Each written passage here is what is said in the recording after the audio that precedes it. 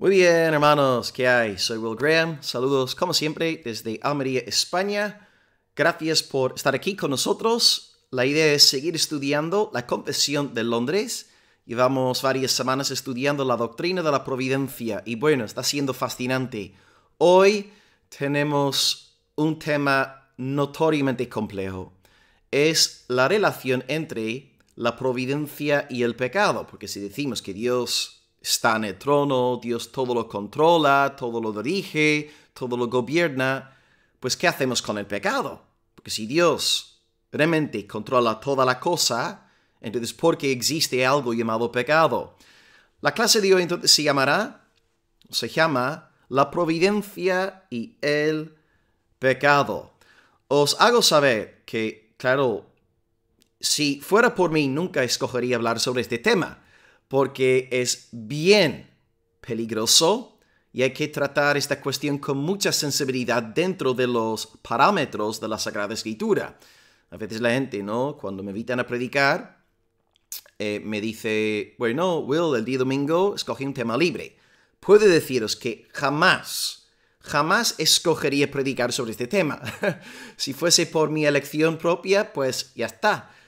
Hablaría de otra cosa. Pero bueno, como estamos aquí comprometidos con exponer toda la confesión, tenemos que ir párrafo por párrafo hablando de aquellos asuntos, cuestiones, doctrinas que son más difíciles. Así que nada, espero que todo sea fácil de entender y bueno, sé que en última instancia la revelación entre la providencia y el pecado es misteriosa, pero vamos a intentar razonar a partir de las Escrituras. Así que el título de la clase hoy es La providencia y el pecado. Y tenemos 3 puntos. El punto número 1 está ahí en la pantalla. Dios, poderoso, sabio y bueno. Vamos a ver que la confesión, antes de hablar sobre la relación entre la providencia y el pecado, establece, declara, confiesa que Dios es poderoso, sabio y bueno.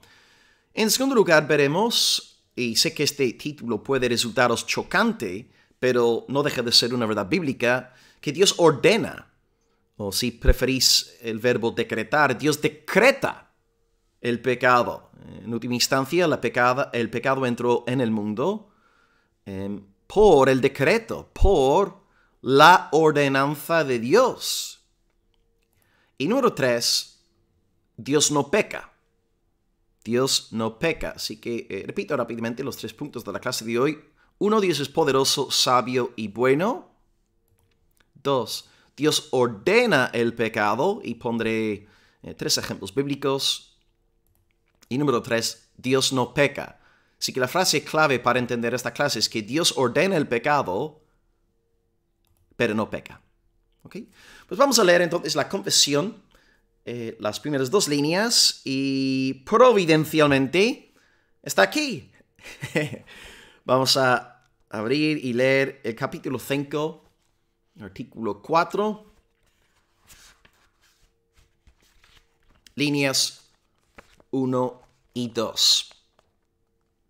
Y bueno, gracias por los comentarios. Siempre repaso los comentarios que me dejáis en estos vídeos de enseñanza. La semana pasada alcanzamos a 1000 personas con la grabación, gloria a Dios, y me alegro de saber, ¿no? Me alegra de que la serie esté siendo útil para creyentes y grupos de estudio. Amén. Ok, líneas 1 y 2. Primer punto, que antes lo puse en la pantalla, ahí está. Dios poderoso, sabio y bueno. Líneas 1 y 2. El poder omnipotente, la sabiduría inescrutable y la infinita bondad de Dios se manifiestan en su providencia. ¿Okay? Así que en la providencia de Dios, ¿qué vemos? Vemos el poder omnipotente de Dios, la sabiduría inescrutable de Dios y la bondad infinita de Dios. Empezamos entonces con 3 atributos. Poder,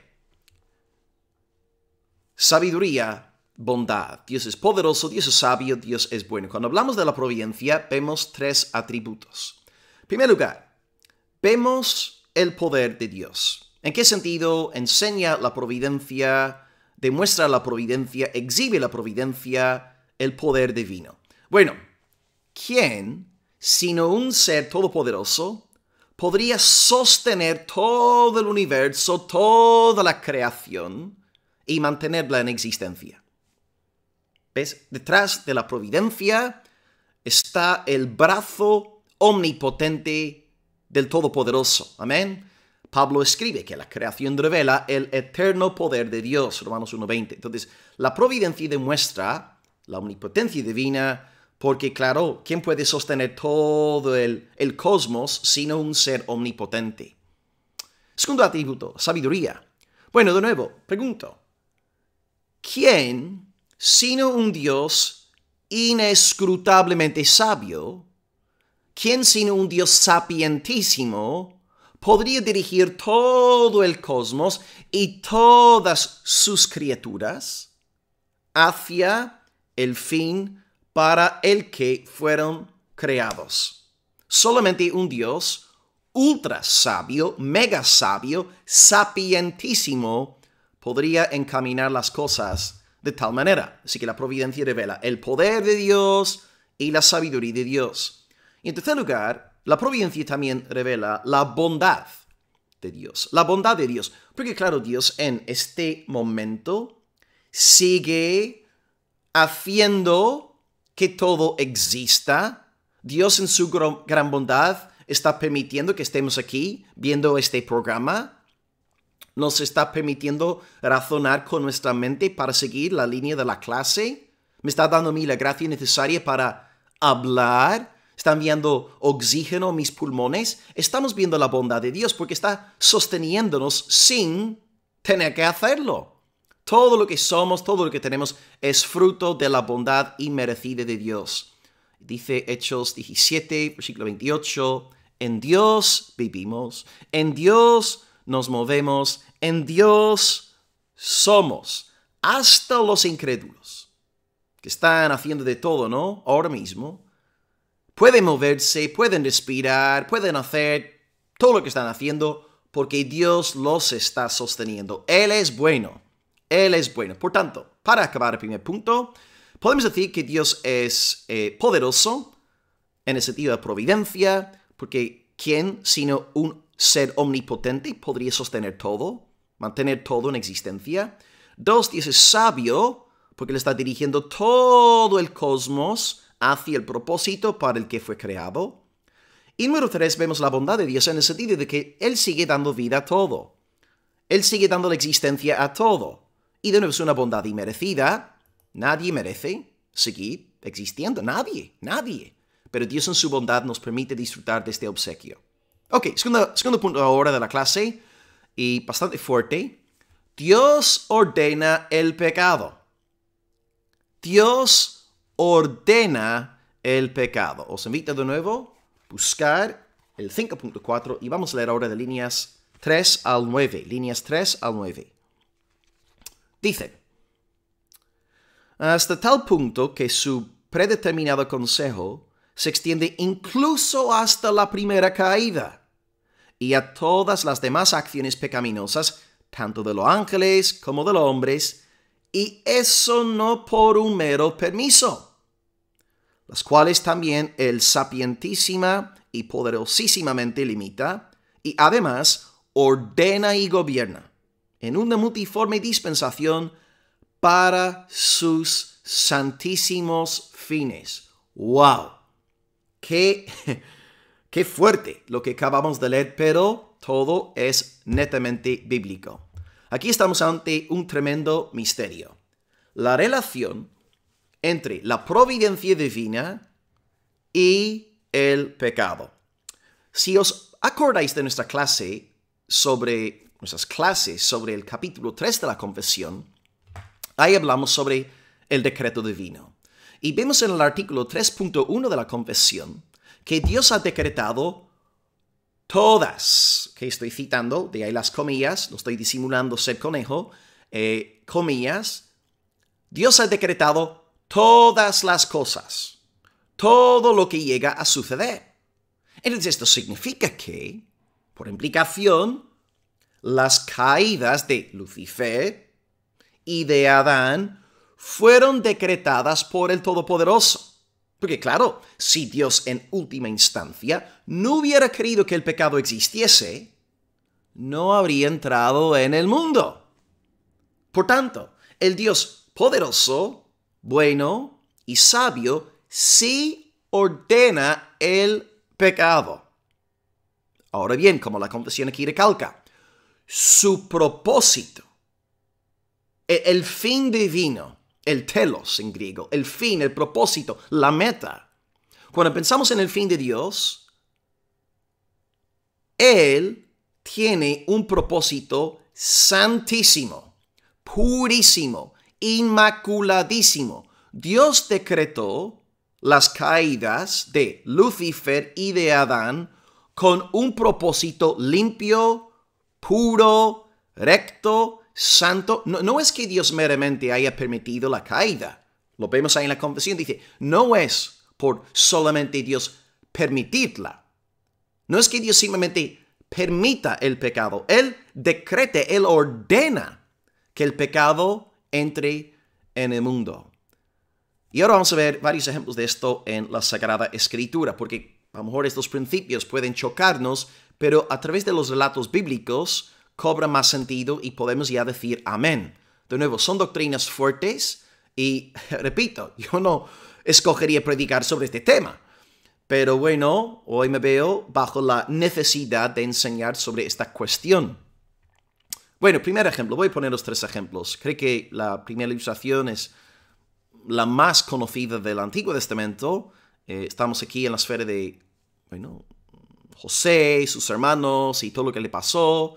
Ahora está a la diestra de Faraón. Y dice José, fijándose en sus hermanos, pensando en todo su pecado, dice, mira, vosotros pensasteis mal contra mí, pero Dios lo encaminó a bien. ¿Okay? Vosotros pensasteis mal contra mí, pero Dios lo encaminó a bien.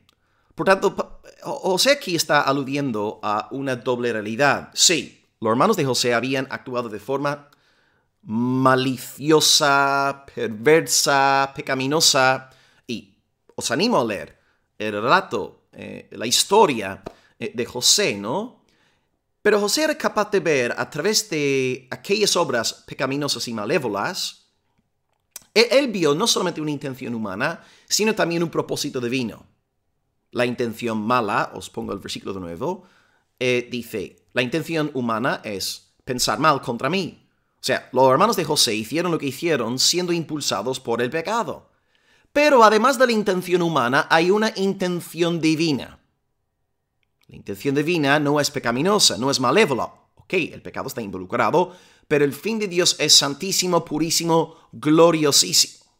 Dice ahí, Dios lo encaminó a bien, a bien. Entonces, en el mismo acto hay una intención humana, perversa, pecaminosa, y hay al mismo tiempo una intención divina, la cual es loable, perfecta, santísima, gloriosa. Es decir, Dios cumple su propósito a través de los pecados de los ángeles y de los hombres. En palabras de Joel Beeke, Dios está cumpliendo su santa voluntad a través de los actos pecaminosos de los hombres. Fuertísimo, ¿eh? Fuertísimo, pero una gran verdad bíblica. Voy a poneros un segundo ejemplo, donde podemos hallar tanto la intención divina como la intención humana en un episodio relacionado con el pecado. Y una vez más vemos la providencia de Dios que está dirigiendo hasta el pecado según el fin divino. Esta ilustración no es tan conocida, pero es el rey de Asiria, ¿ok? Y Dios habla acerca de él en Isaías capítulo 10, y Dios revela que él va a levantar al rey de Siria para castigar a su pueblo, porque el pueblo de Judá es un pueblo rebelde, duro de cerviz, no quieren hacer caso a Dios, se han entregado a la inmundicia. Dios entonces levanta al rey de Siria con el fin de purgar, limpiar, castigar a su pueblo. Y aquí dice Dios, Isaías 10, versículo 5. Oh Asiria, vara y bácula de mi furor, en su mano he puesto mi ira. Le mandaré contra una nación pérfida. Claro, la nación aquí en cuestión es la nación de Israel, el pueblo que estaba desobedeciendo a Dios.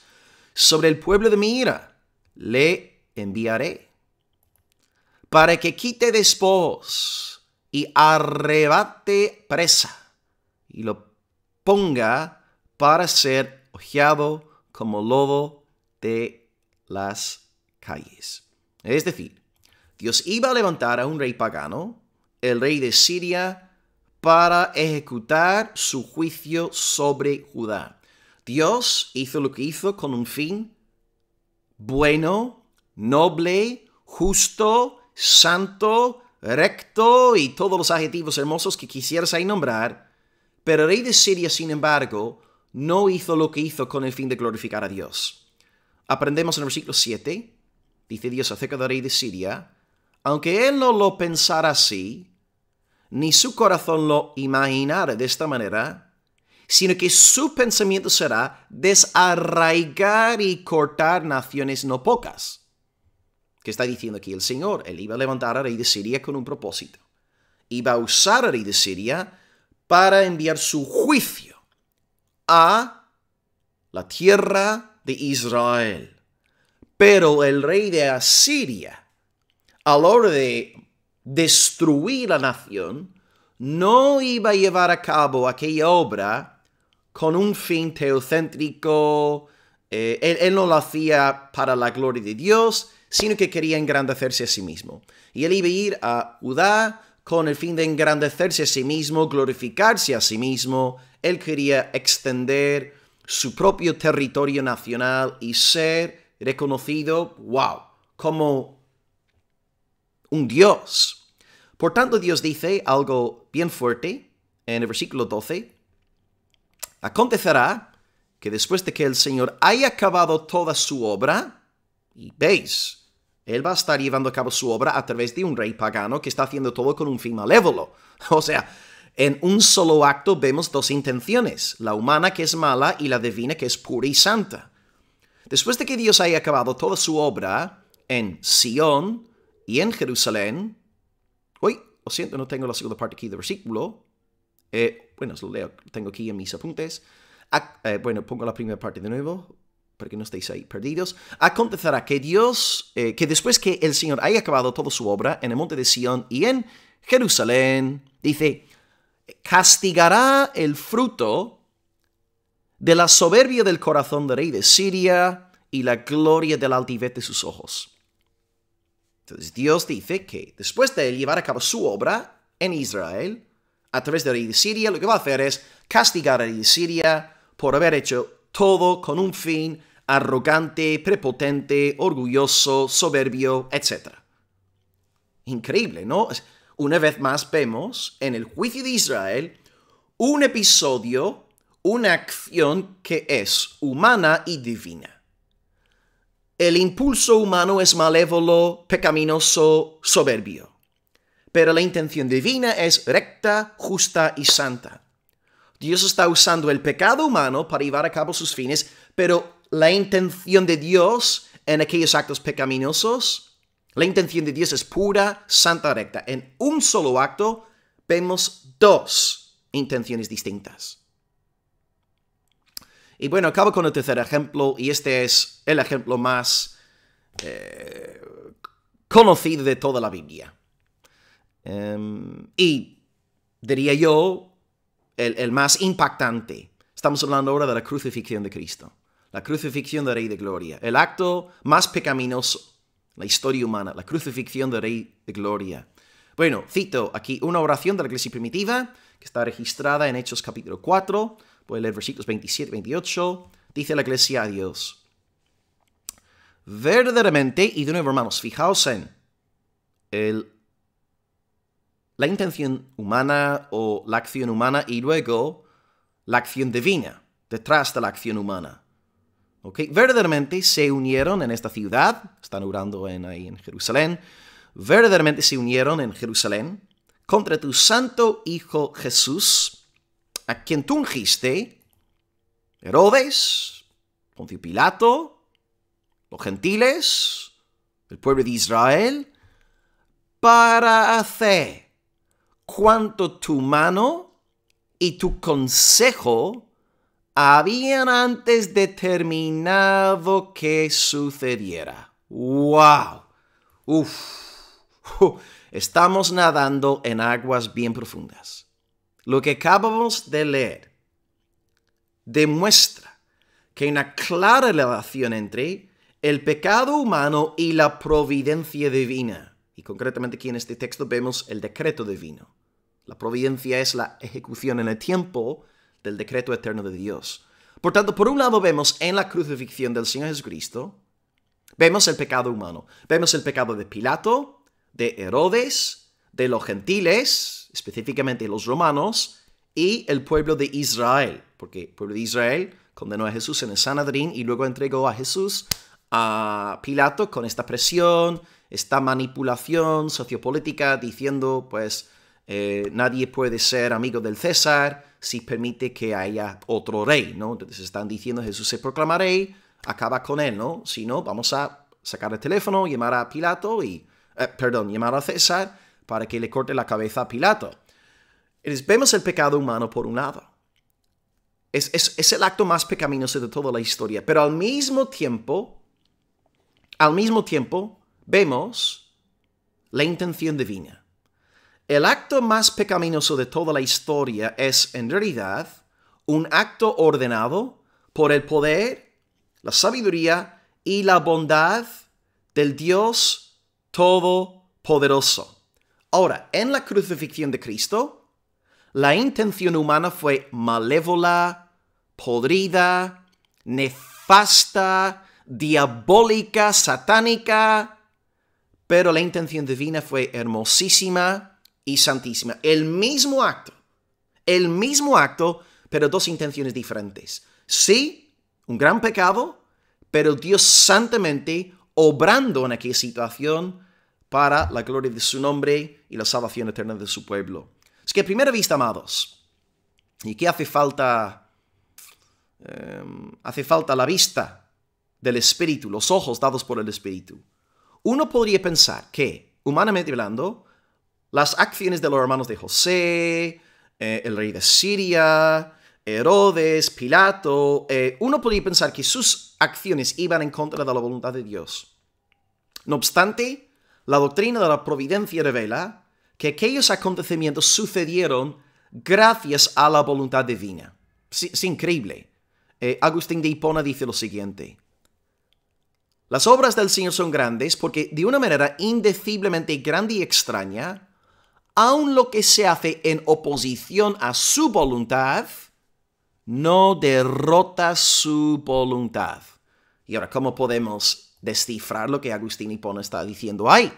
Bueno, Agustín está aquí aludiendo a dos voluntades. Está la voluntad revelada de Dios, que es, revelada en la Sagrada Escritura: no matarás, no darás falso testimonio, etc. Pero luego está la voluntad oculta, secreta de Dios que nadie conoce. Y vamos conociendo esta voluntad oculta a través de la providencia, ¿no? Hoy podemos decir que fue, al menos aquí en el sureste de España, fue la voluntad de Dios hoy que saliera el sol. Claro, yo antes de llegar al día de hoy, yo no podría haberte dicho, sí, la voluntad oculta de Dios es que salga el sol hoy. Pero ya que estoy aquí en el hoy, en el presente, puedo decirte que sí, Dios decretó antes de la fundación del mundo que hoy saliese el sol en el sureste de España. Yo no sé qué es lo que va a pasar mañana. Supongo que el sol saldrá, pero no te lo puedo asegurar al 100%, porque no sé si a lo mejor el Señor volverá y pondrá fin a todo. ¿Entendéis? Hay una voluntad secreta oculta que no podemos conocer, a la cual no tenemos ningún acceso, y hay una voluntad revelada. Entonces, incluso cuando los hombres pecan contra la voluntad revelada de Dios, en realidad están cumpliendo con la voluntad secreta de Dios. Y esto es lo que Agustín está diciendo en su cita, la última línea, y no las últimas dos líneas. Aun lo que se hace en oposición a su voluntad, y ahí lo que podéis hacer es colocar el adjetivo revelada, aun lo que se hace en oposición a la voluntad revelada, no derrota su voluntad oculta. Este es el punto. ¿Ok, hermanos? Y fijaos en este dato, ¿no? Hasta las obras de Satanás llevan a cabo el propósito de Dios en esta tierra. Es increíble. Es increíble. Así que Dios sí ha ordenado el pecado. Dios está incluso, como antes vimos en la cita de Joel Bickey, Dios está usando los actos pecaminosos de los hombres para llevar a cabo su voluntad. Pero Dios en aquellos actos, su fin es limpio, puro, recto, santo y precioso. Y esto nos lleva ya al tercer punto que debemos defender con celo y pasión: que nuestro Dios no peca. Sí, Dios ordena el pecado, pero Dios no peca. Es absolutamente imposible que un ser santísimo como Dios pueda pecar. Y vamos a acabar aquí leyendo líneas 9 al 13.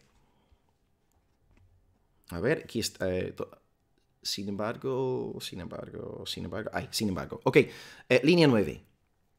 Sin embargo, lo hace de tal modo que la pecaminosidad de las acciones de ellos procede solo de las criaturas, no de Dios, quien siendo santísimo y justísimo no es ni puede ser autor ni aprobador del pecado.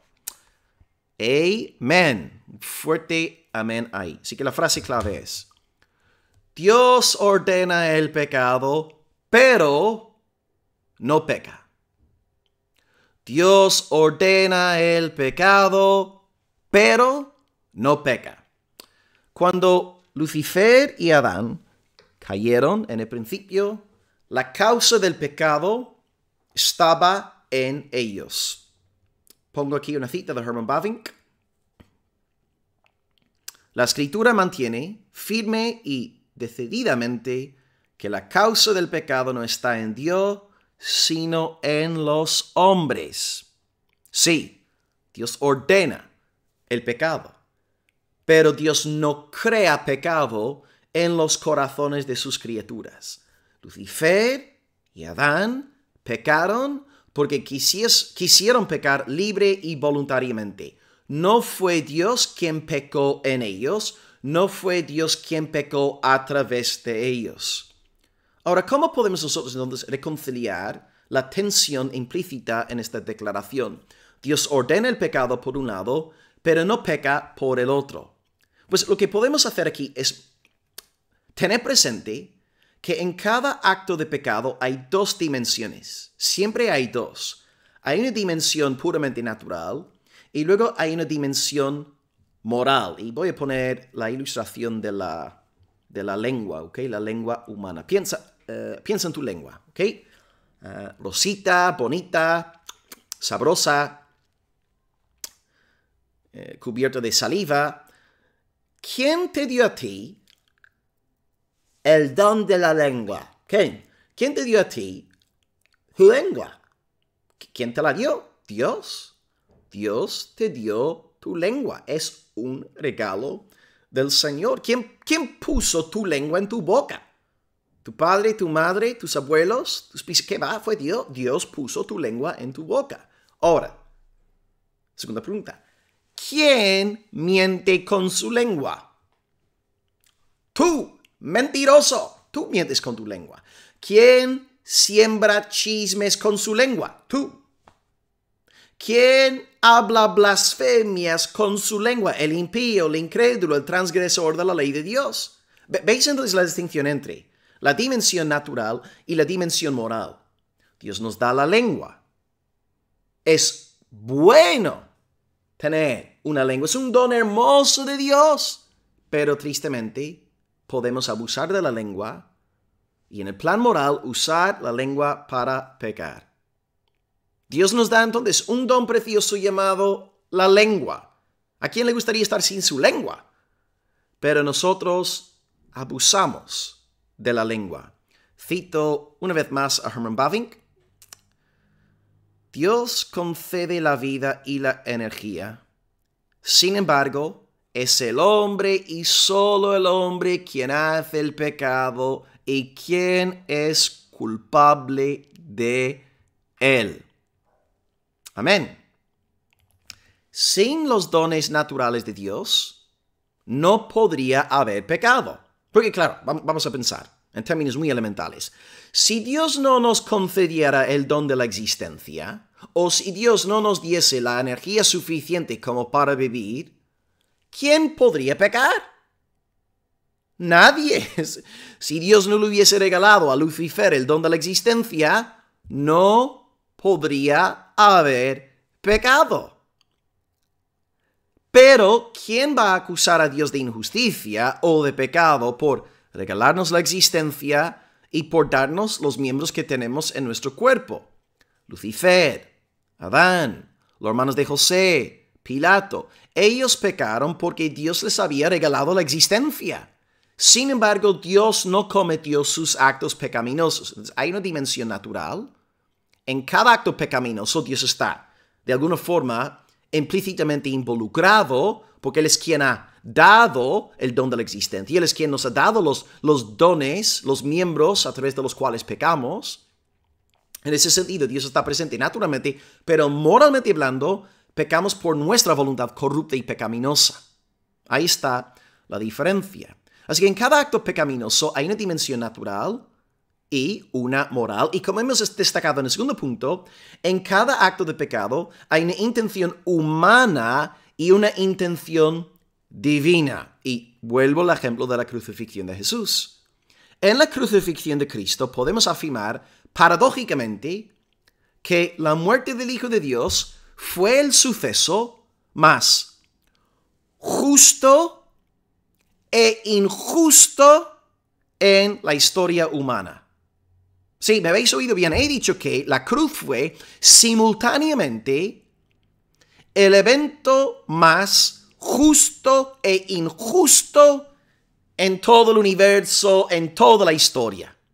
Y ahora, ¿cómo puedo yo decir algo así? Bueno, si analizamos la cruz desde el ángulo puramente humano, fue un crimen de dimensiones cósmicas.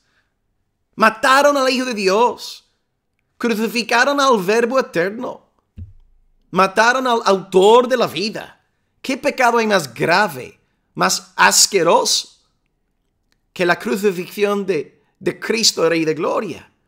Pero si reflexionamos sobre el Calvario desde el ángulo divino, comprendemos que en el Calvario tenemos la exhibición más sublime de la justicia y de la perfecta santidad de Dios. Por tanto, nuestro Dios ordenó la cruz, pero no pecó. Él ordenó la cruz con un fin precioso, hermoso, santísimo, rectísimo. Obró santamente a través de aquel acontecimiento. Lo que los hombres, ¿verdad?, hicieron, siendo impulsados por malicia, Dios obró en el mismo suceso con un fin glorioso y salvífico. Y todo lo que hemos aprendido hoy, pues, en esta clase sobre el capítulo 5.4 de la Confesión de Londres, la lección que debemos sacar de este estudio es que todas las cosas, y recalco aquí, todas las cosas ayudan a bien a los que aman a Dios. Romanos 8:28. En cada situación, sea buena, sea mala, sea justa, sea injusta, todo está obrando para el bien del pueblo de Dios, porque detrás de todo hay un Dios poderoso, sapientísimo y bueno, que está dirigiendo todo hacia sus santísimos fines y la bendición eterna de su pueblo. Y más allá de esta realidad que hemos examinado hoy, no podemos realmente decir nada más. Esta realidad que he descrito nos dará paciencia en la adversidad, gratitud en la prosperidad, y nos hará entender que todos nuestros adversarios, el diablo incluido, dicho sea de paso, todos nuestros adversarios son, en realidad, nuestros amigos. Tenemos que ellos no se dan cuenta de que nos están haciendo un favor grandioso y eterno. Pero Dios obra a través de nuestros enemigos. Dios obra a través de los sucesos duros, difíciles en nuestra vida, y lo hace para nuestro bien eterno. ¡Wow! Bendito consuelo. Bendito consuelo. Así que sí, yo sé que el tema de hoy ha sido complejo, difícil de manejar, de entender. Nos movemos dentro de los parámetros piadosos de la palabra de Dios, pero sí podemos acabar con la aplicación pastoral de que todo lo que acontece en nuestras vidas, incluso cuando estamos derramando lágrimas de dolor, todo está obrando para nuestro bien eterno. ¿Por qué? Porque nuestro Padre es un pastor poderoso,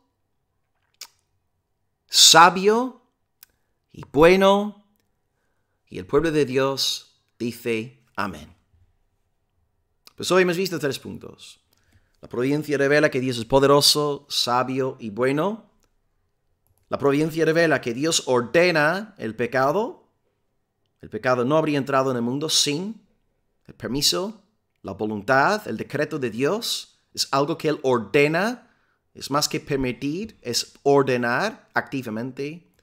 El número 3, debemos defender siempre que Dios no peca. Dios, a través de aquellos actos pecaminosos del ser humano, está realizando su plan santo. Y lo que los hombres proponen para mal, Dios lo hace para bien. Gloria a su santo nombre. Pues nos vemos la semana que viene, si Dios quiere. Gracias como siempre por vuestros comentarios. Sé que seguramente hoy van a surgir muchas dudas. Dejádmelas por debajo del vídeo y en la medida de lo posible os iré contestando. ¿Okay? Muchos de los vídeos en mi canal no leo los comentarios porque son noticias y reciben cientos, miles de comentarios, pero sí me interesan estos vídeos de enseñanza de doctrina. ¿Okay? En realidad hago las noticias con el fin de que más gente entre en este canal para ver los vídeos de la enseñanza, ¿no? Pues nada, gracias hermanos. Dejadme un comentario si queréis y vamos a seguir pues conversando sobre este tema fascinante, la providencia y el pecado humano. Un abrazo para todos desde Almería. Bendiciones, Soli Deo Gloria. Hasta luego.